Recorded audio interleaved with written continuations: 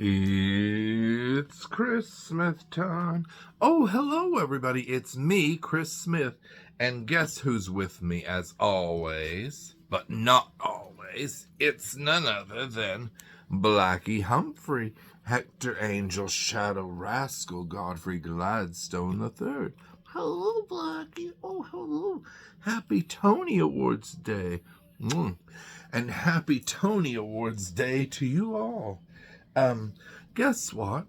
We've reached the finish line of Tony Awards Day, and we've been reviewing all the shows that I saw in New York in May of 2025. And this is the very last one that we need to review because it's the last show that I saw on my journey. And it is Death Becomes Her, the musical. Death Becomes Her is playing at the Lunt-Fontaine Theatre in beautiful New York. You know, I saw Titanic there years ago, and I love this theater. It is a beautiful, beautiful theater, and the interior, the lighting inside the theater was so purple, and it was just so gorgeous. They had these big chandeliers. I wish I could show you the pictures, but I don't know how to make pictures go across my screen. If I had a real computer, I could do it, maybe. That's why I need a 22-year-old on call at all time so I could say, make these pictures appear in the corner of my screen. But anyway, yes. So they had the interior of the theater all beautiful and purple, and it was almost haunting and moody because we were about to see Death Becomes Her. And the curtains were so gorgeous, and you can see a bit of that in the thumbnail picture that I have for this video. But anyway, Death Becomes Her is based on the 1992 movie, a comedy. It's a dark comedy about these two women who are frenemies. They're best friends, but best enemies too. And they're fighting for the love of the same man. And of course, as they're aging, they get presented with the chance to take this magical elixir that will make them stay young forever. But it comes at a cost. It starred, of course, Meryl Streep and Goldie Hawn and Bruce Willis. And was it Isabella Rossellini in it? I believe so. Anyway, now is the musical. I was very excited when I heard this was being made into a musical. I think it's a perfect subject for a musical. Here is the interior of the playbill. Now, the book is by Marco Pinet. Is it Pinet or Pinet? I asked Google to tell me the pronunciation, and they said Pinet. And then they said another one that I hit was an Italian, and it was like Panette. And I'm like, so which is it? Music and lyrics are by Julia Madison and Noel Carey, based on the Universal Pictures film written by Martin Donovan and David Koepp, directed by Robert Zemeckis. And, of course, this is directed and choreographed by Christopher Gattelli. You know, when I was a child, well, in my teens, Christopher Gattelli was part of this group, Mirage, on Star Search. And my niece Stacy and I, were obsessed with Mirage. And it was these girls and then one boy, Christopher Gattelli. And they always had all these fabulous routines they won week after week. And I was always excited whenever I started seeing Christopher Gattelli's name as a choreographer or something. And I'm so excited that he's had such a career. So, this musical stars two of my favorites. Well, many of my favorites, but Megan Hilty of Smash and Jennifer Simard of Disaster the Musical and so many others. But they star as in those Meryl Streep and Goldie Hawn roles. Now, Megan Hilty, here she is, amazing. You know, I read that she did the first reading of Smash the Musical, and then Robin Herder started doing them after her, because I'm sure by that point Megan had gotten involved with Death Becomes Her, which I think is a better fit, because Death Becomes Her will probably have a longer shelf life. No offense to Smash, but and it's, you know, Smash is such a big giant ensemble show, and Death Becomes Her, look, I mean, it has so few people in the, I mean, there's other people in the cast and we'll see them too, but you have the four main roles. There's Jennifer Simard, Megan Hilty. Christopher Seaver is doing the Bruce Willis role, and then Michelle Williams is doing the other role, the woman that provides them with the temptation. Viola Van Horn is her name. And Jennifer Simard plays Helen Sharp.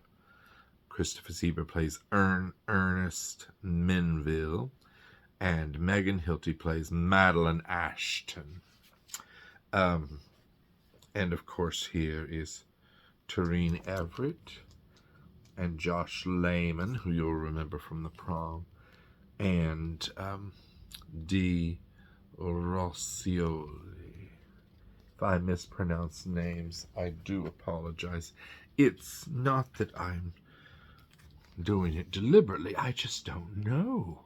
I'm ignorant, as we used to say when people were not well educated. Look, speaking of Smash, right in the playbill, I love how they're all advertising each other. The theater community is so marvelous. Here's some musical numbers. Now, when I first heard some of the numbers from Death Becomes Her. Oh, wait. Oh! Blackie Humphrey is walking over my theater brochures, and I cannot have that. When I started hearing some of the music, I'm like, okay, you know, it didn't jump out and grab me like I didn't think at first there was a big hit song.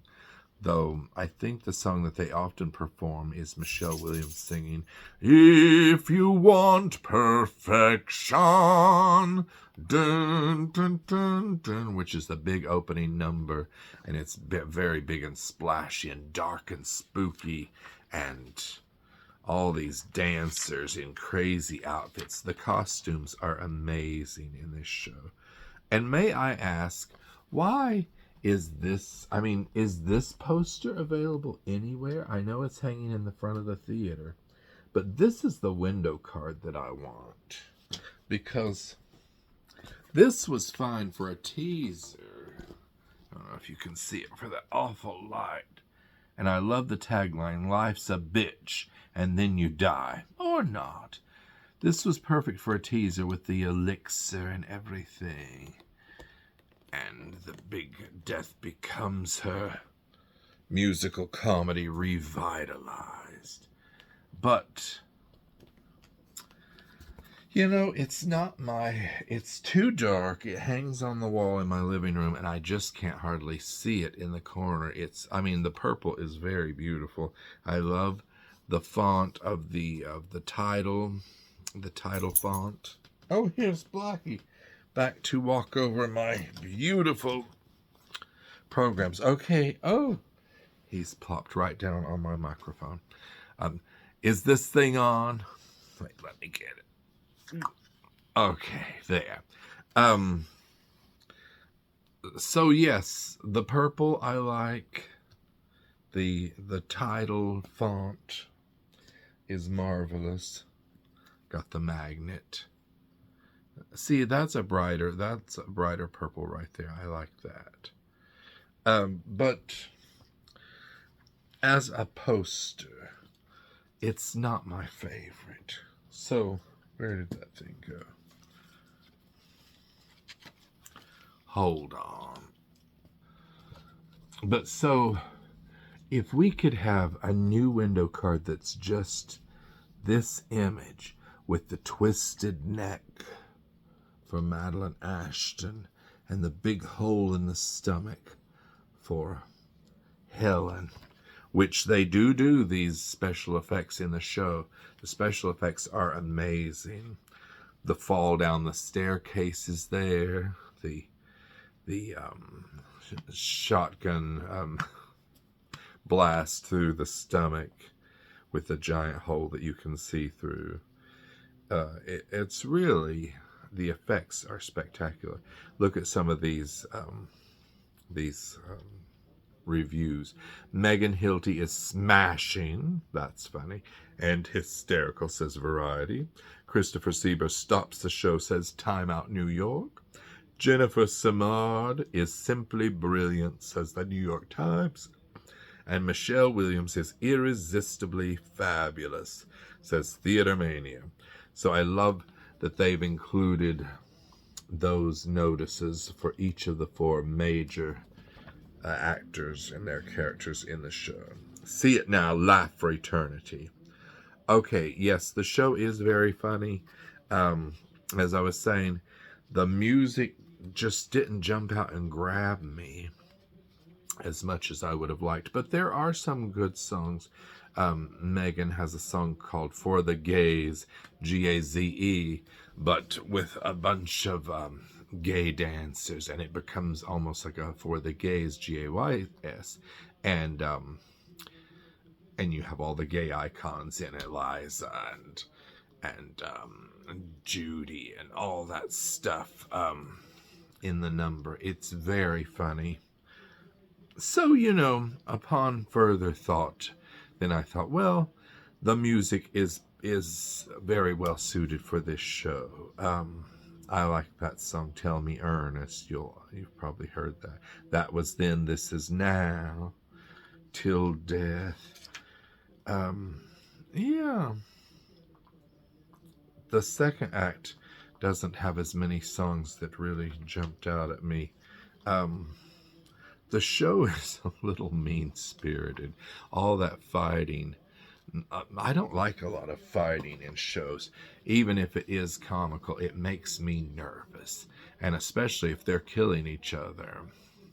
But the fall down the stairs I think it's is that at the end of Act 1 or is it at the beginning of Act 2?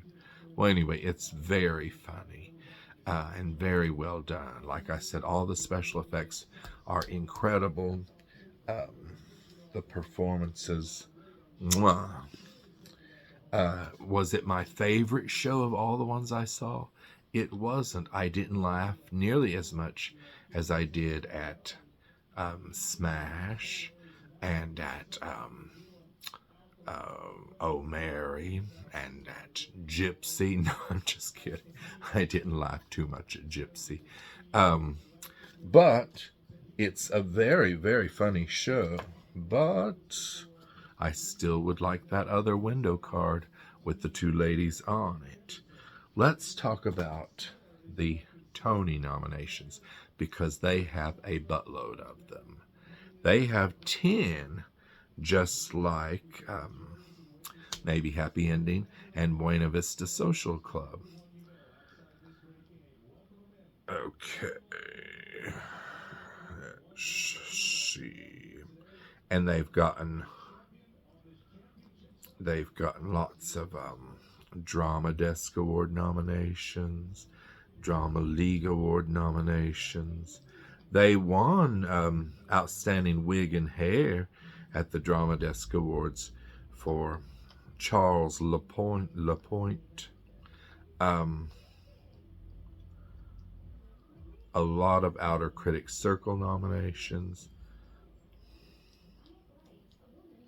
Just a sea of nominations, but no wins other than that wig and hair. I mean, it's a very tough season because there's so many good shows, and any other year, this would probably be the show that would win Best Musical. And, I mean, it's still before the Tony Awards. It could win Best Musical. It really could. We don't know. Because that's why there's so many close races here. But people are saying maybe Happy Ending. My personal pick is maybe Happy Ending. Oh, by the way, for the Tony Day, of course, I'm wearing one of my favorite shirts. And the Tony Award goes to...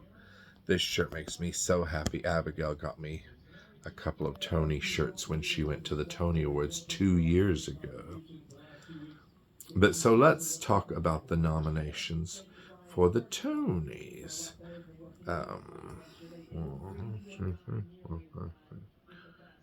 Okay. They have Best Musical, Best Performance by a Leading Actress in a Musical, both for Megan Hilty and Jennifer Simard. Best Direction of a Musical for Christopher Gattelli. Best Book of a Musical for Marco Pinette. Best Original Score for Noel Carey and Julia Mattison. Best Scenic Design of a Musical for Derek McLean. Best Costume Design of a Musical for Paul Tazwell. Oh, their costumes are fabulous. I think they could take that award. Best Lighting Design of a Musical. As I said, the lighting is beautiful. Justin Townsend. And the Best Choreography nomination for Christopher Gattelli. So